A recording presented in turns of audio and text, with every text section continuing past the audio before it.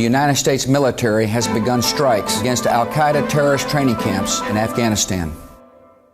Human rights are women's rights, and women's rights are human rights. People matter, freedom matters, peace matters, Ukraine matters. Olá, bem-vindos a mais um episódio de A História Repete-se, com Henrique Monteiro. Olá, Henrique. Olá, Lourenço. E comigo, Lourenço Pereira Coutinho.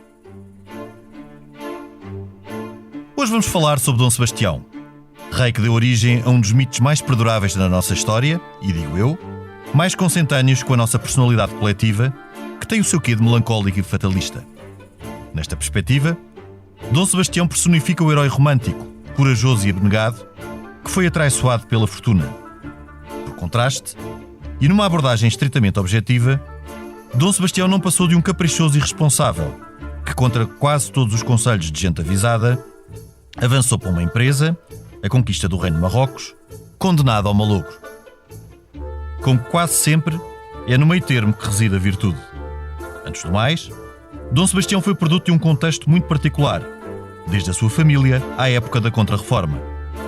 Também deu continuidade à questionável apetência de quase todos os reis da dinastia de Avis pela conquista no norte da África.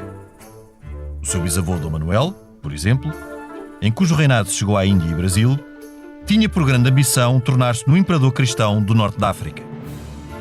Naturalmente, Dom Sebastião foi também obstinado e imprudente. A sua passagem ao norte da África foi contrária à maioria das opiniões, inclusive a do seu tio Filipe II de Espanha. Para perceber-se esta obstinação, importa, pois, começar por perceber a época. Quando nasceu em 1554, Dom Sebastião tornou-se o quarto varão legítimo vivo do ramo português de uma família régia. Os outros eram o seu avô Dom João III, o seu tio-avô, o infante Dom Duarte, pai da duquesa de Bragança, Dona Catarina, e outro seu tio-avô, o cardeal e depois rei Dom Henrique. Tanto o pai de Dom Sebastião, o infante Dom João, como os seus 8 irmãos, tanto tios de Dom Sebastião, tinham já morrido a quando do seu nascimento. E sim, refiro-me na prática a uma única família composta pelos Habsburgo de Espanha e os Avis de Portugal. Desde Dom Manuel I, dos 11 casamentos da família real portuguesa, 8 fizeram-se em Castela. Os pais de Dom Sebastião eram primos irmãos. Aliás, as parecenças físicas de Dom Sebastião com o seu também primo-irmão Dom Carlos, o primogênito de Filipe II e da princesa portuguesa Dona Maria Manuel, sua também prima-irmã, eram evidentes. Este Dom Carlos, reflexo da consanguinidade entre as famílias régias peninsulares, era tão problemático que Filipe II mandou encerrá-lo na Torre de Madrid, afastando-o da sucessão ao trono espanhol. Ou seja, e tal como já referido noutros episódios, alcançar a união nos reinos ibéricos por via matrimonial foi um objetivo português desde Dom Afonso V. Dom Sebastião cresceu num ambiente muito diferente do seu avô Dom João III. Apesar do cognome deste ser o Piedoso e de ter sido no seu reinado que a Inquisição estabeleceu-se em Portugal, Dom João III teve uma educação humanista e foi próximo de figuras como Damião de Góis. A partir da década de 1530, rei e corte ficaram progressivamente mais intolerantes com a liberdade de pensamento. Isto num contexto de avanço do protestantismo e de início da Contra-Reforma. Por outro lado, Dom João III foi pragmático em relação ao norte da África, onde a presença portuguesa era complexa e dispendiosa, optando pelo abandono de praças. Dom Sebastião foi, pois, um dos primeiros príncipes portugueses inteiramente educado no ambiente da Contra-Reforma. Teve um velho militar da Índia e norte de África como preceptor, Dom Aleixo de Menezes. Também, os jesuítas, como Luís Gonçalves da Câmara, foram influentes na sua educação. Outro dos fatores que influíram na sua personalidade foi a ausência da mãe, a princesa Dona Joana, irmã de Filipe II, que voltou para a corte espanhola pouco depois de ter dado à luz e morreu em San Lorenzo de Escorial em 1573. Dom Sebastião correspondia-se com a mãe, mas não mais esteve com ela. A figura familiar mais próxima do rei era, pois, a avó Dona Catarina, irmã de Carlos V e tia de Filipe II. Dona Catarina foi, aliás, regente do reino entre 1557, ano da morte de Dom João III, e 1562, ano em que a regência passou para o cardeal Dom Henrique. Rei desde os 3 anos, Dom Sebastião assumiu os encargos da governação em 1568, com apenas 14 anos. Na história de Portugal, apenas Dom Afonso V tinha assumido a governação em idade tão jovem. A época era de fratura profunda entre católicos e protestantes, já não apenas luteranos, mas também calvinistas. França era então o caso mais problemático, pois vivia uma autêntica guerra civil entre católicos e huguenotes. O protestantismo não tinha expressão em Portugal, pelo que a principal preocupação de segurança do reino era, para além da questão interna dos cristãos novos, falsa questão, claro, a expansão otomana no Mediterrâneo, com a sua pirataria a atingir as praças africanas e o sul de Portugal. Em 1572, Dom João de Áustria, filho natural de Carlos V, derrotou os otomanos no Lepanto. Contudo, os otomanos conquistaram Tunes em 1574, ameaçando avançar para o reino de Marrocos. A expedição organizada por Dom Sebastião, refira-se, tinha traços de personalidade semelhantes ao infante Dom Henrique, para quem a guerra com os muçulmanos era crucial e que também teve comportamento irrefletido em Ceuta e Tânger, enquadra-se neste contexto. A jornada que terminou no desastre de Alcácer Quibir parte do auxílio ao Sharif Muley Mohammed, que tinha sido destronado por seu tio, o Sharif Muley Moluco, aliado dos otomanos. Desde pelo menos 1574, Dom Sebastião teve a expedição militar ao norte da África como prioridade. Nesse ano, esteve pessoalmente em Tânger. 2 anos depois, entrevistou-se no mosteiro de Guadalupe com seu tio Filipe II, que procurou dissuadi-lo da ideia. A preparação da expedição militar foi complexa. Era preciso dinheiro, e os cristãos novos foram aliciados com a isenção do confisco de bens por 10 anos, caso contribuíssem para o projeto. Mas Portugal tinha vivido um surto de peste em 1569, que teve impacto na população. Foi necessário recrutar mercenários, sobretudo em Itália e no Sacro Império. Também, Portugal não levava um exército com dimensão ao norte da África desde 1515, quando uma força de 8.000 portugueses foi derrotado em Mamora pelas forças do rei de Fez. Desde então, a técnica de combate tinha evoluído e na década de 1570 a artilharia era já crucial. A expedição portuguesa que chegou a Marrocos no verão de 1578 era composta por cerca de 17.000 homens, dos quais 1.500 a cavalo. Contra a lógica, Dom Sebastião decidiu avançar por terra desde Tânger a Larache, sob um tempo inclemente. Também, contra a lógica, decidiu dar combate em campo aberto ao exército do Sharif Muley Moluco, que era o dobro em número, quando o encontrou em Alcácer Quibir. Talvez Dom Sebastião tivesse procurado propositadamente condições adversas na esperança de um sinal de Deus que o conduzisse à vitória. O facto é que este não apareceu. O exército Muley Moluco envolveu o português em meia-lua, aproveitando a inferioridade numérica, tática e de artilharia deste. A batalha durou 4 horas e saldou-se pela morte de Dom Sebastião e dos 2 xerifes marroquinos. Bom, a morte foi o destino mais provável de Dom Sebastião, algo que muitos recusaram acreditar. Nos anos seguintes, Portugal enfrentou o problema da sucessão ao trono e dos pesados resgates dos muitos que ficaram cativos. Apareceram alguns de Dom Sebastião em dias de sol e nevoeiro, o mais convincente dos quais foi Marco Túlio Catizzone, que acabou enforcado em 1603. Contra a lógica, o imprudente Dom Sebastião continuou a ser esperado por séculos. Não deixa de ser desconcertante que o desejado tenha feito tudo para contrariar a sua fortuna.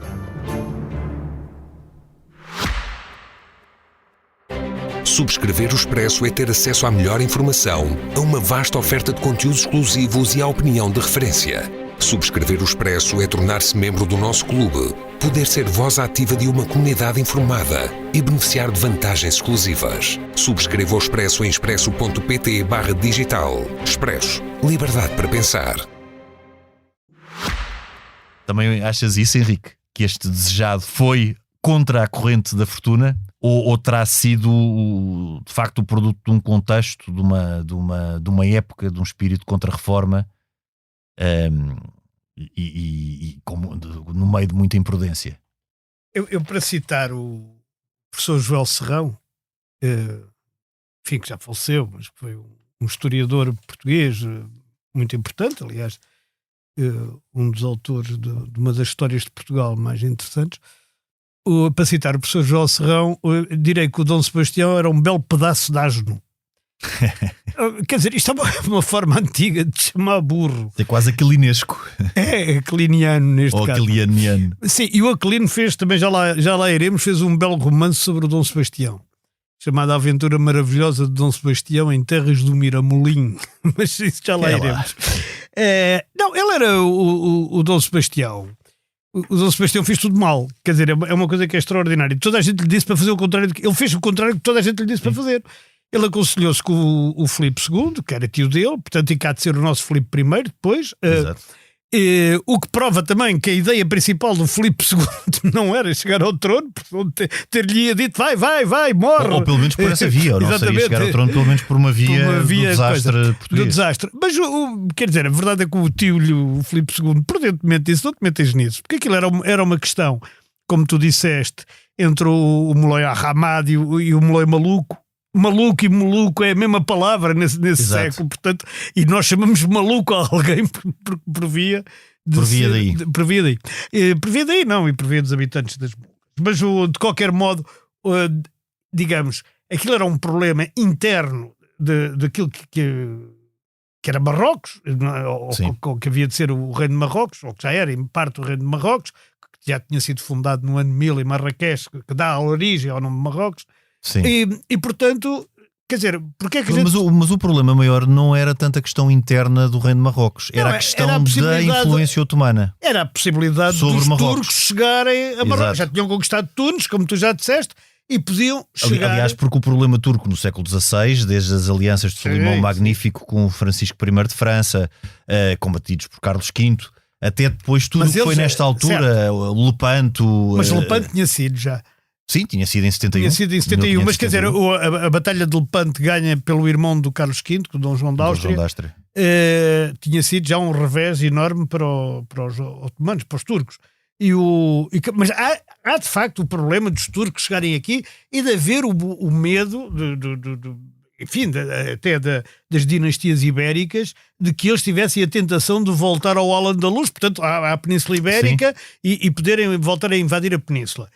Isso é verdade. Mas o que também é verdade... questões de pirataria também. Sim, mais até porque era uma questão... Eles tinham ali grandes bases, tanto na Sicília, como nas Baleares, como em Malta. Como não só no Mediterrâneo, como também avançando para a zona do Algarve. Claro. Havia vários motivos. Agora, o que não havia motivo nenhum era para o Dom Sebastião achar que ele sozinho e com um exército pequenito, comparado com 15 mil homens, com o que foi encontrar, não é? Que tinha 4 vezes... pelo menos sim, seria mais do dobro, pelo menos mais do dobro, seguramente, se não mais, porventura mais. Presume-se que fossem 40 e tal mil regulares e 70 mil ao todo, contando com aqueles recrutados à força no último momento. E quer dizer, e a coisa mais estúpida destas é a seguinte: eles quando chegam, eles pensam que vão para Larache, não é? E quando chegam, aliás, o próprio Molei Maluco, sim. pensa que ele vai para Larache, porque nunca pensa que ele vai dar combate ali naquele sítio descampado. Em campo aberto, sim. E quando começa a ver que ele vai dar combate ali, tanto o aliado, o Amado, o Molei Amado, como que era tio do Maluco, como os condes e duques portugueses, a nobreza portuguesa que vai com o Dom Sebastião, lhe diz: então, mas espero pelo fim da tarde, por 2 motivos, Lourenço, por 2 motivos. Óbvio, o calor era o primeiro, não é? Que ele decidiu fazer uma batalha mais ou menos num deserto à maior hora de calor, também em agosto, no dia 4 de agosto, o que diz muito também sobre ele, que é o Sebastião Maluco, não é o outro. não é o Molei. Não é o Molei. E a segunda questão era que o próprio Molei Maluco estava a morrer. E toda a gente sabia que ele estava... Aliás, os 3 morrem. Não, os 2 xerifes... Mas o Molei Maluco morre de doença. Sim, não é na batalha. Não é na batalha, mas toda a gente sabia que ele estava a morrer. Mas sabes que... pensava, e dizia, não, mas deixa esperar mais uns tempos, porque mas ele sabes morre... que isso,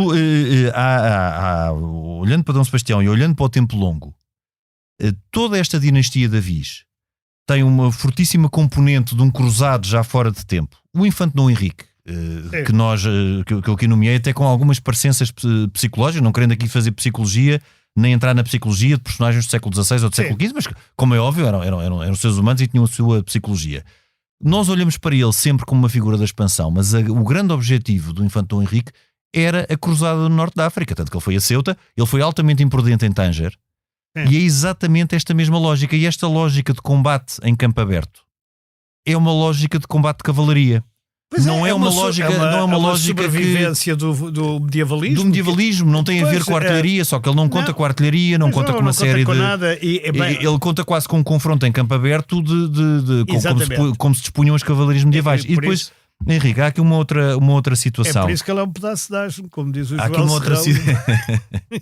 Há aqui uma outra situação que não é só exclusiva de Dom Sebastião, porque...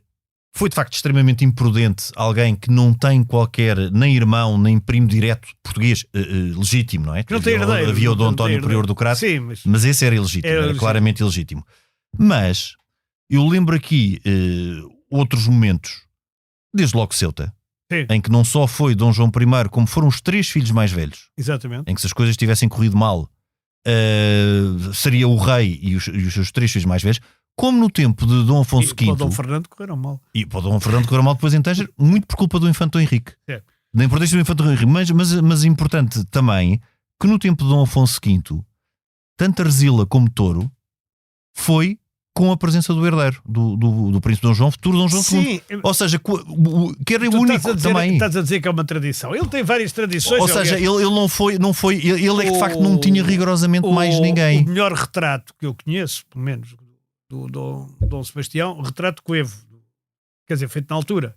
Retrato psicológico, estás a falar? Não, retrato em todos os aspectos, físico e tudo, e não era de pintura, é escrito. Não é? É de um Frei Bernardo da Cruz, e o Frei Bernardo da Cruz começa por salientar que ele tem o beiço descaído, que é uma coisa própria dos Habsburgos, como tu sabes, e que depois, aquele prognatismo que depois degenera no Carlos II. No Carlos II, o filho do Filipe IV de Espanha, terceiro de Portugal. É em exagero. Que é um exagero. Há também um retrato do Cristóvão de Moraes, parece bastante fiel, onde isso justamente se vê, e vê-se aquele nariz dos Habsburgo. Portanto, ele tinha ali... Ele era um Habsburgo. Era um Habsburgo. Ele, aliás, era igual, como eu disse na introdução, a este primo irmão, Dom Carlos, que teve que ser encerrado na Torre de Madrid. Mas quer dizer, sendo um Habsburgo, ele podia ter herdado a parte da Habsburgo, que era uma parte menos medieval, e que era menos medieval e menos cavaleiresca. Aliás, Henrique, nós basta ver o que foi com o nome de Filipe II, o Prudente. Exatamente. Filipe II nunca seria feito uma aliás, coisa ele deu-lhe um conselho muito prudente a dizer para ele não se meter nisso. Mas, além disso, o Dom Sebastião, e isso é que é extraordinário, tendo um pedaço de asno, volto a citar o professor, pagar direitos de autor à família, com certeza, mas ele está dito. Ele depois torna-se o pretexto de uma das coisas piores que Portugal tem, que é o sebastianismo. Quer dizer, e a ideia do Quinto Império e aquelas coisas, a excepcionalidade e das qualidades especiais do lusitanismo e do coisa, tudo isso, do meu ponto de vista, quer dizer, que é meramente um ponto de vista, é uma coisa terrível e que chega ao século XX na chamada questão sebástica, não sei se acompanhaste, entre o António Sérgio e o Carlos Malheiro Dias. Sim. Atravessa séculos. O Dom Sebastião é... O António Sérgio, enfim, e bem, das poucas também será exagero, mas das coisas que ele fez bem, que ele também fez muitas mal, do meu ponto de vista, o António Sérgio foi este combate ao Malheiro Dias naquela coisa romântica do homem que vem do nevoeiro, digamos, de salvar Portugal, que aliás fazia parte também o Fernando Pessoa. Padre António Vieira. Não, mas também o Fernando Pessoa é do século XX já, não é? Sim, mas e a comunidade cristã nova alimentou muito na fase posterior de Dom Sebastião, porque consolida-se este mito muito com a comunidade cristã nova. E chega ao Brasil, no Brasil, nos cangaceiros e na Guerra dos Canutos, ainda há sebastianismo. Assim dito. Sim. Aliás, portanto, em 1640, pouco antes de 1640, ainda se fala num possível regresso de um Dom Sebastião que teria, se fosse vivo, uns 90 anos. Sim, mas mesmo depois ele transforma-se em mito. E mesmo já depois de ser mito, quer dizer, já não é exatamente o Dom Sebastião físico, mas é um Dom Sebastião, aidético, um Dom Sebastião imaterial. Uma espécie de arquétipo, de figura arquetípica. Mas sempre de alguém que é um desejado, mas no caso concreto de Dom Sebastião não foi um vitorioso, nem um governo que tenha ficado para os povos como um governo como um governo de boa memória. Não. O que é paradoxal, não é? Aliás, eu acho que para os povos ele não fica nem de boa nem de má. Nem de má memória. A má memória dele é ter Apesar morrido na sabes, batalha. há aspectos interessantes do reinado dele, porque é um reinado típico de contra-reforma. É o reinado que em cheio apanha com a contra-reforma. Exatamente. E em que, por exemplo, há duas cidades importantes que hoje são capitais de dois Estados, ou não são capitais de dois Estados. Uma foi capital de um Estado durante muito tempo, outra continua a ser capital de um Estado, que são fundadas no tempo de Dom Sebastião, que é São Paulo de Luanda e São Sebastião, do Rio de Janeiro. Exatamente. Que são de São Sebastião, exatamente São Sebastião. em homenagem a Dom Sebastião. É verdade, mas e por acaso o sebastianismo no Brasil, em Angola não me parece que exista, mas no Brasil subsiste de uma forma muito, muito, muito forte durante anos e anos. Curiosamente, há uma corrente na historiografia que diz, e a mim não me parece errada essa corrente, que diz que mesmo que Dom Sebastião não tivesse morrido em Alcácer Quibir nas condições em que morreu, a gente acabava por perder a independência, porque o cruzamento dos Habsburgos era de tal modo que nós acabaríamos por ter um rei... E foi consentido e foi desejado. Exatamente, isso sim foi e as pessoas davam voz por Castela, não é? Ou já por Espanha, porque o Fernando já era... O Dom Filipe já era rei de Espanha, porque já tinha havido a unificação com Aragão e com aquilo tudo. E, portanto... Mas aqui, por uma razão histórica... E nós estamos até numa questão, mais uma vez, de enquadramento de época e da contra-reforma. Espanha era um reino católico, tal como Portugal, portanto não havia questões como existia no caso... O paladino anti-reforma é o Carlos V. Carlos V, mas não havia as questões nem os problemas que existiam em França ou no Sacro Império de uma junção, que era o caso, por exemplo, no Sacro Império, ainda falámos aqui há relativamente pouco tempo, da Guerra dos 30 Anos, a diferença entre boémios e alemães, que era também uma diferença sobretudo religiosa, ou em França em que a divisão era entre hugonotes e católicos, portanto...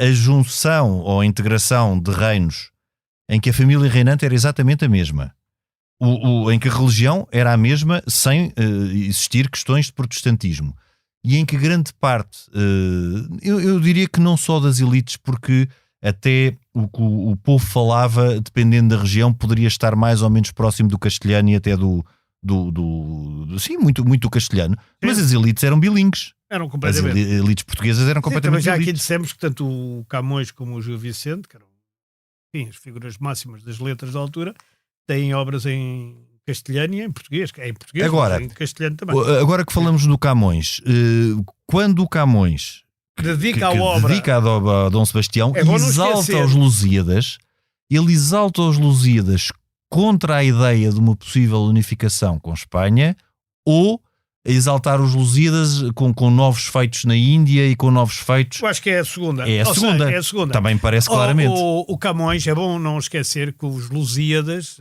o grande épico português, o grande poema português, é dedicado ao Dom Sebastião e é lido tradicionalmente, quer dizer, diz que foi lido ao Dom Sebastião pelo próprio Camões e tal. Na dedicatória, se for ver, aliás, o Vitorino Mésio tem uma tese, digamos, uma opinião, teve uma opinião sobre isto. O professor Vitorino Mésio, para quem não se lembra, também foi um grande professor de literatura e um grande estudioso português do século XX, açoriano. O Joel Serrão era no canal. Joel Serrão era madeirense, portanto aqui estamos a falar de pessoas, de grandes portugues que vêm para cá. Insulares. Mas o Vitorino Mésio diz uma coisa que me parece muito relevante.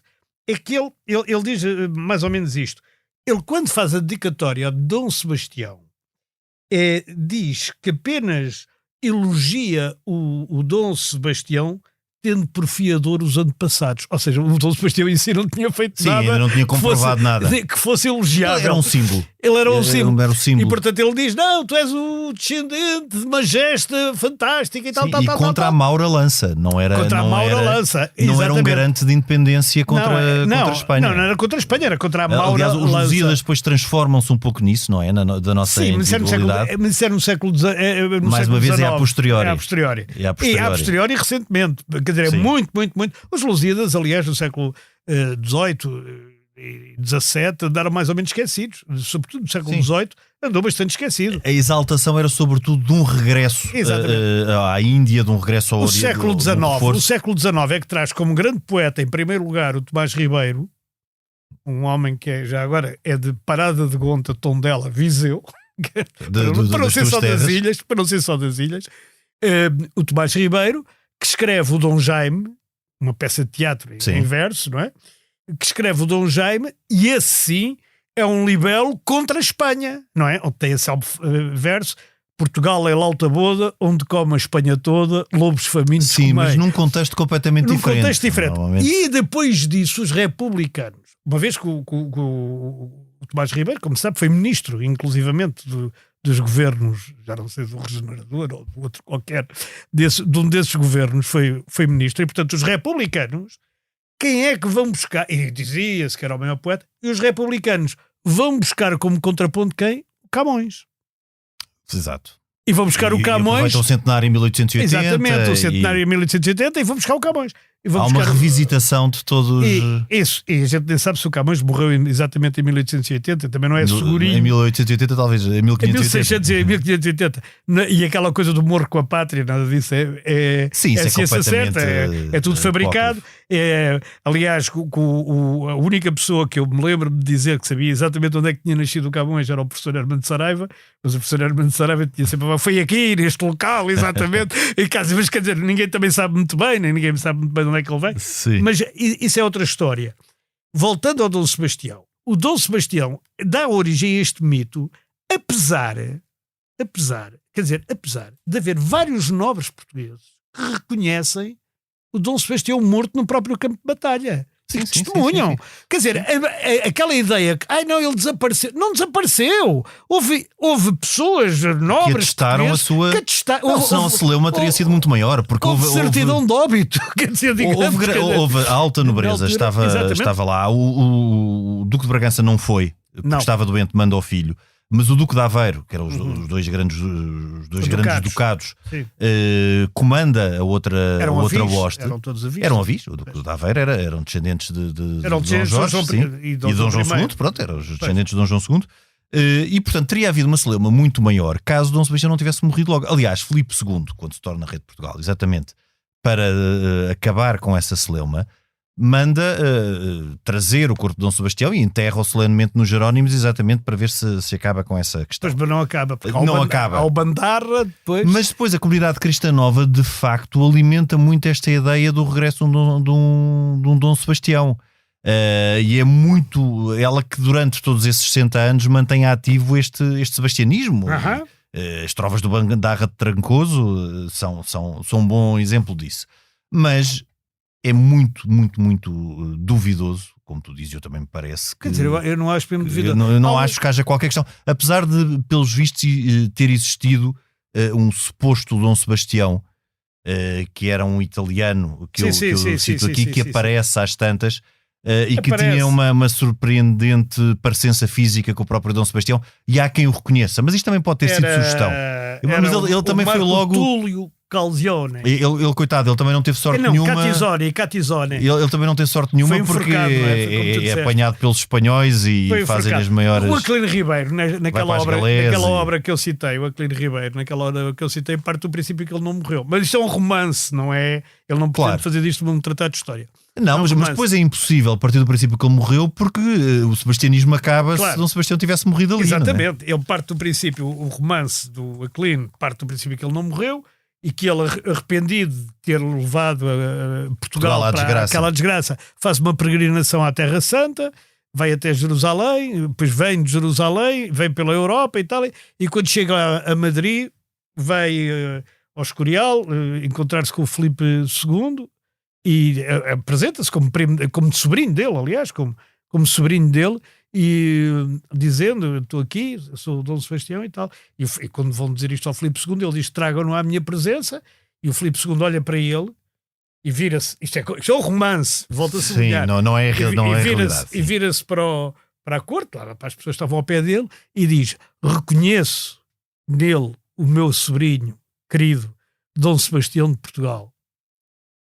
Dê-lhe um quarto e todas as comodidades e fazei com que ele nunca mais daqui saia. Portanto, que era a forma. Já claro. O Filipe II era rei. E uma prova de provar preso, a ilegitimidade ou de tentar. Era dizer que ele estava vivo. Era dizer que ele estava vivo. Era de questionar essa legitimidade. Quando a legitimidade, nós também já falámos sobre a questão da restauração, o Filipe II tinha direito ao trono de Portugal. Aliás, houve uma questão a quando da regência e a quando, porque Dom Sebastião tinha 3 anos quando o avô morre, quando o Dom João III morre, e a regência não foi atribuída ao tio imediatamente ao cardeal rei Dom Henrique, ao futuro cardeal rei, na altura cardeal Dom Henrique, que era inquisidor-mor na altura, mas sim a Dona Catarina, que era irmã de Carlos V, portanto a avó. Ou seja, a sintonia entre os reinos ibéricos era total, porque a regência era de Dona Catarina e o sobrinho Filipe II, também filho de uma portuguesa. A mãe dele, que era regente, a Dona Joana da Áustria, que era mãe do Dom Sebastião, que era regente do reino de Portugal, quando ele era menor. Não chegou, não, foi Dona Catarina logo. Porque ela vai... Não, ela teve que ir para a Espanha, era isso que eu ia dizer. Ela não foi, aliás, não é ela que fica regente, mas sim, primeiro a Dona Catarina e depois o Dom Henrique. No fundo a sogra e tia. Exatamente. Porque ela vai para a Espanha porque o pai dela lhe pede, que é o Carlos V. Sim, lhe exatamente. pede para ela ir tomar conta de assuntos e negócios. E ela obedece ao pai e deixa com o filho. Exatamente. Aliás, até na ausência de Filipe II, ela é regente de Espanha, exato. E não regente de Portugal. Exatamente. Quando poderia ter sido regente de Portugal. E depois, ela nunca mais o vê. Ela, aliás, morre em 1573, como eu disse, no Escorial. Ela funda as Descalças Reales em Madrid.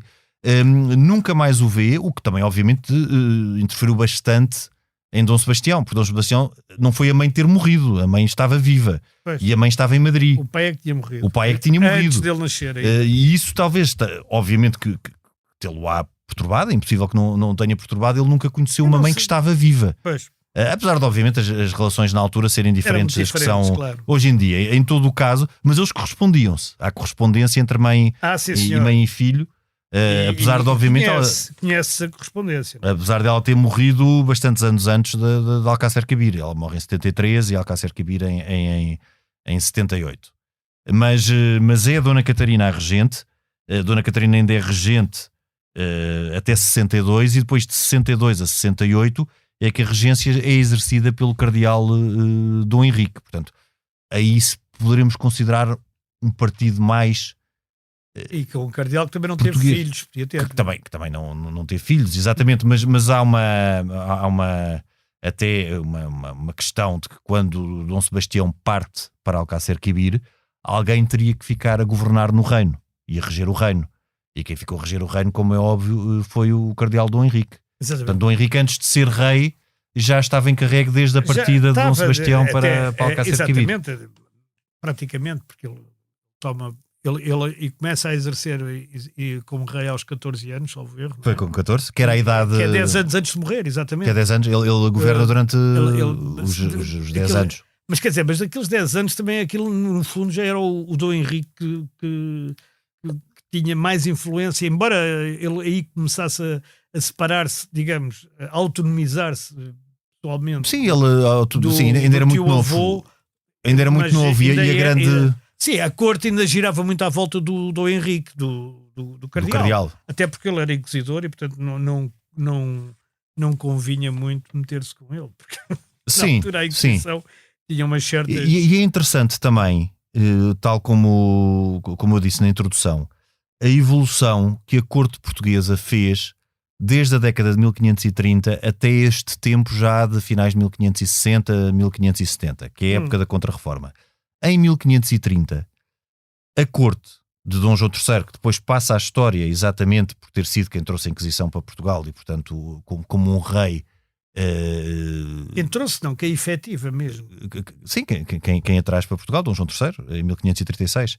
Sim, mas no o tempo Dom Manuel já tinha aceito que... Não, mas Dom Manuel nunca estava, efetivou, mas já tinha aceito o princípio. Em todo o caso, nesse tempo, a corte tinha uma tolerância muito maior. Até as peças de Gil Vicente eram impensáveis no tempo do Concílio de Trento.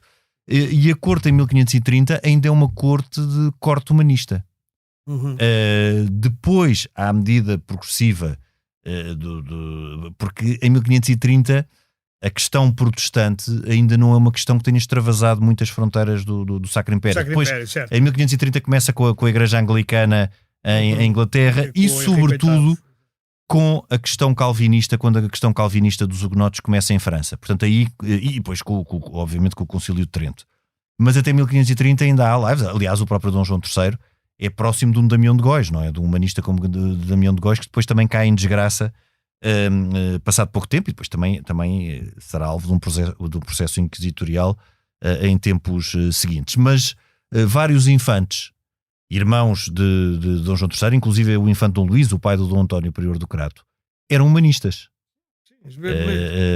Não foi uma os anos 50 e 60. O Dom Sebastião, insisto, não era nem humanista nem coisa nenhuma. O Dom Sebastião, Dom Sebastião não. Dom Sebastião já é um produto da Contra-Reforma. E é um irresponsável mesmo. Ele podia ser produto da Contra-Reforma e ser extraordinário, como estratego, como Filipe II, ou ser prudente, ou ser... Não, mas era um irresponsável. Foi um irresponsável. Quer dizer, mesmo a forma como ele morre, que é mitificada, que diz morrer sim, mas devagar, ou a espada do rei só se dá depois de morto, é aquelas coisas quando lhe pedem para ele se render, não é? É que foi tão inglório que teve que se arranjar uma aura de romântica. Ele provavelmente, não sei como é que ele morreu, mas se calhar o cavalo tropeçou e ele bateu com a cabeça numa pedra e morreu. Há quem diga que o viram retirar-se depois às tantas do campo de batalha ao fim das 4 horas. Quer dizer, há muitas... Isso é o que dá origem ao tal romance que eu... Exato. Que eu falei, mas ele de facto, pronto, quer dizer, como é que este homem, que deve ser o pior rei de Portugal, se calhar, pior, não sei se é o pior, mas quer dizer, é um dos piores, está na lista dos piores reis de Portugal. Ou pelo menos foi o mais imprudente. Sim, o mais imprudente também, o mais irresponsável, se torna numa figura que é, de certa forma, extraordinária. É paradoxal e é desconcertante. É desconcertante. Porque como é que o nosso desejado foi tão... O próprio Camões, embora se esteja a referir ao Dom Fernando, teoricamente, tem aqueles versos que um fraco rei faz fraca a forte gente, não é? E ele diz isto no tempo do Dom Sebastião, não é? No tempo qualquer, que um fraco rei faz fraca a forte gente. E por exemplo, o Nemésio dizia que ele, bem, por tudo, o Nemésio tinha estudado, e naturalmente o Nemésio estudou mais do que 99%, 99,9%. De nós todos, ele dizia que ele era uma pessoa frágil e fraca. A única coisa que ele tinha era porte. Tinha porte, era bonito, era louro, era um Habsburgo. Era um Habsburgo, mas esta era uma pessoa frágil e fraca e com uma mentalidade muito particular. Provavelmente donzel, como se dizia na altura. Tal como o infante Dom Henrique. E donzel queria dizer virgem. Exato. E ele tem uma... Apesar disso, quer dizer, e talvez ele tivesse que contrariar, como na altura não havia a expressão sair do armário, ou uma coisa parecida, ele queria contrariar esta sua natureza frágil, fraca, se calhar sem... Sim, ele provavelmente seria homossexual, mas por exemplo em França, na altura, não os últimos Valois, mas poderia ser, ou poderia ser apenas casto, não é? Sim, claro. O do infante Dom Henrique também desinteressado, que é desinteressado. Mais uma coisa para pôr na sigla, que é LGBTQID, desinteressado. O infante Dom Henrique, ele tem muitas semelhanças de personalidade com o infante Dom Henrique, sendo que depois o infante Dom Henrique foi um entusiasta, teve uma outra dimensão. Mas entre eles medeiam 200 anos. Claro, mas o infante Dom Henrique depois tem uma outra dimensão de visão na expansão que Dom Sebastião não teve. Mas neste facto... E nunca foi rei. Foi rei, mas neste facto de ambos serem castos, com aquela visão do ideal do cavaleiro medieval. Dom Sebastião, no fundo, podemos pensar na sua imprudência, mas também podemos pensar, por outro lado, que o que ele fez foi procurar recriar propositadamente condições difíceis naquela visão mística, porque este tempo da Contra-Reforma também é um tempo de mística, é um tempo místico, de esperar pela intercessão de o calor excessivo, quase infernal, para esperar pela intervenção divina. De Deus, sim. Há quem diga isso, que ele esperava um sinal de Deus. Um sinal de Deus, sim. Portanto, tudo isto tem aqui um lado místico. Repara que isto é um bocado estranho, que o sinal de Deus fosse dado a um rei, que apesar de católico e muito casto, beato e tudo o que fosse, mas que estava a combater ao lado de um muçulmano contra outro muçulmano. Sim. Porque aquilo nem sequer é uma conquista do tipo vamos tirar daqui os muçulmanos e recristianizar o Norte de África. O Norte de África tinha sido cristão, não é? Até ao século VII, até ao Islão. Mas depois, exatamente com essa política também é importante de Dom João III, do avô, que realisticamente percebeu que as praças do norte da África eram um fardo e foi abandonando-as gradualmente. E é exatamente contra isso que Dom Sebastião e muitos se insurgem, é do tal regresso cruzado ao norte da África, que era algo que em termos práticos era uma ruína.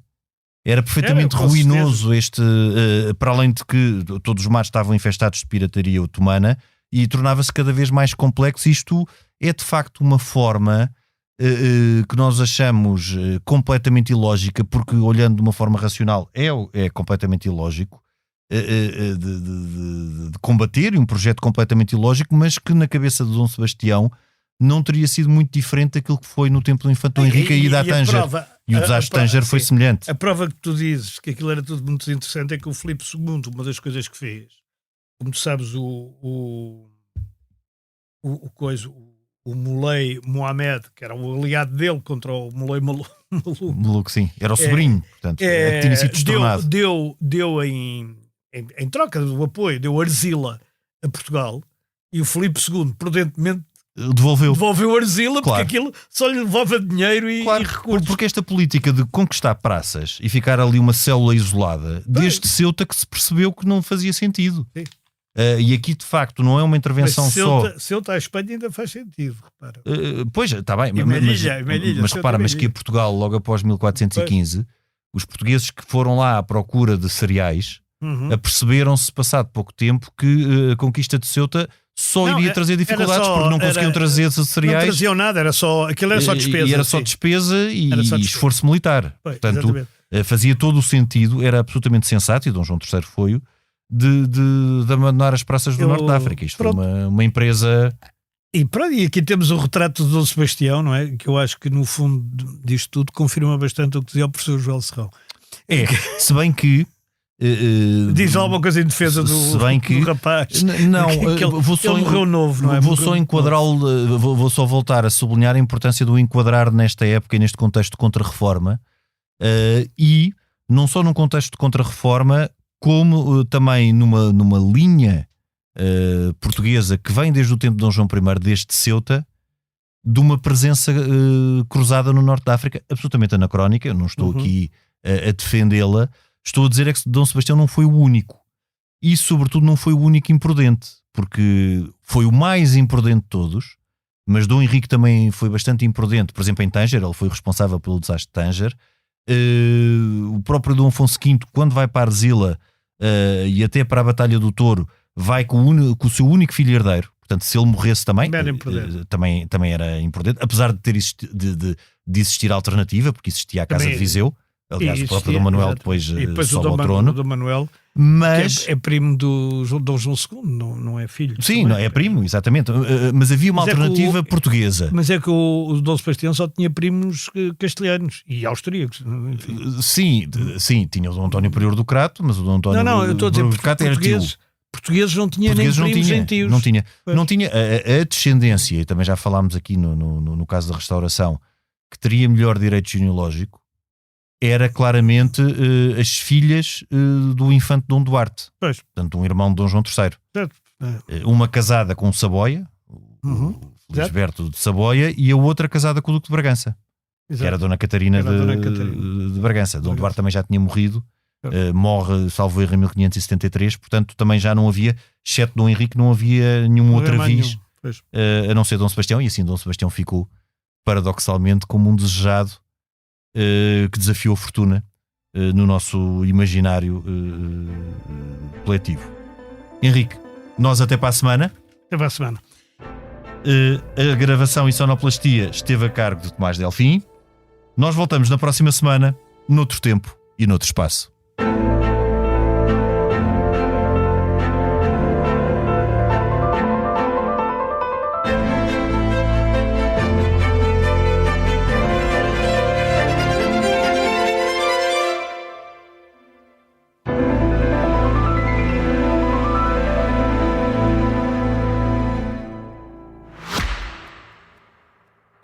Subscrever o Expresso é ter acesso à melhor informação, a uma vasta oferta de conteúdos exclusivos e à opinião de referência. Subscrever o Expresso é tornar-se membro do nosso clube, poder ser voz ativa de uma comunidade informada e beneficiar de vantagens exclusivas. Subscreva o Expresso em expresso.pt/digital. Expresso. Liberdade para pensar.